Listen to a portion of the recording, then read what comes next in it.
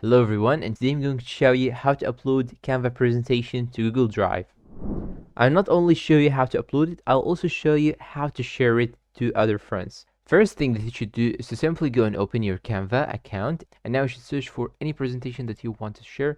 I'll go for this option right here, and here you will find many presentations that you can actually use for free, and you can even search for more by clicking on see all, and here it will show you all the presentations that you can actually use. And the ones that has this crown sign right here means that you'll have to get premium subscription to Canva in order to use such templates or do edits to them. So I will use this one right here. I'll click on customize this template, and after I click on customization, here I have my own template. It has all these slides, as you can see. Now if you want to share it, just click on share and click on the download button right here.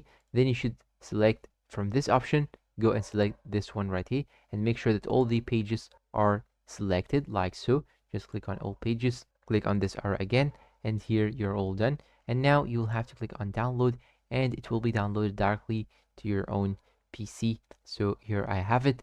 Now what you should do in order to share this template or this presentation with someone, you should open a new tab and search here for Google Drive, then sign in into your Google Drive, and once you sign in, here you will find a page like so. You just now have to click on new button, then click on file upload, then go to your downloads, navigate to the file and download it like this. Click on open, and here down below, here you will find how much time the upload will take and if it is uploaded or not. Once you see this green sign on the bottom right side, here it means that the folder is uploaded. Now we can go to my drive and search for the presentation till you find it. So here as you can see here, I have found it right here. Or you can simply click on this button right here and it will show you the file location. And now I will double click on it and it will open in something called Google Slides. And here, as you can see, I have the slides opened. You can go back. And now if you want to share it, just click on the share button and click on the arrow right here. Choose anyone.